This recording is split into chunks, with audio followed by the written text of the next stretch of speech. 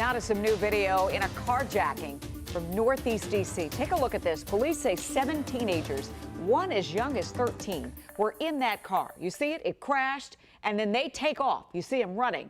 This is just the latest in this surge that we've seen of stolen cars around the region this year. Matthew Torres fills in the rest of the story.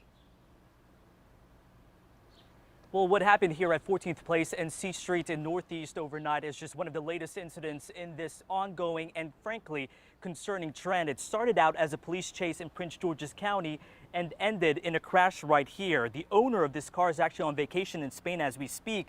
His neighbor having to call him and deliver the bad news.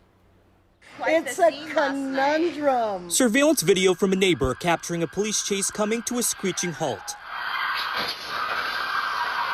Another video crossed the street showing a vehicle smashing into a parked car as officers swarmed the area of 14th Place and C Street in Northeast. Investigators saying some of the juvenile passengers tried running away and hiding in someone's backyard. Oh, it was loud. It was super loud. It startled the whole street. All the lights, all the sirens. A lot of activity. DC police saying they arrested all 7 juveniles, including a 13-year-old boy who was behind the wheel. They're accused of leading 4 officers on a chase from Seat Pleasant in Prince George's County before midnight after refusing to stop for speeding. According to Seat Pleasant police, the SUV was stolen during an armed carjacking at a convenience store in District Heights 2 days earlier. That's been an issue throughout the entire pandemic, really, is those kids going for joyrides. Seat Pleasant Deputy Chief Demetrius Harris says while the number of carjackings is down in his city, his officers are finding more vehicles involved in violent crimes across the DMV. We don't want to be reactive. We want to be proactive in our approach. His team is part of the newly formed Prince George's County Carjacking Task Force, which just started an anti-carjacking campaign. It may be early to tell if the task force is working, but Harris says for now they're working hard. Not always necessarily about an enforcement standpoint, but how do we prevent the crime from occurring in the first place? And that's what we're trying to work towards. Hours later, the cars damaged in the chase have been towed while others remain, serving as a reminder. We all would like for this to be safer. This problem isn't going away anytime soon.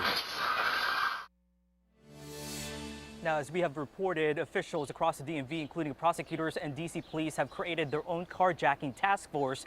But unfortunately, cases continue to skyrocket. This time last year here in DC, there were 94 carjackings, and of those arrests, 12 were juveniles. Well, fast forward to this year, according to recent data, as of yesterday with DC police, there have been 168 carjackings. But as far as juvenile arrests, that have been more than tripled, with 47 juveniles in custody.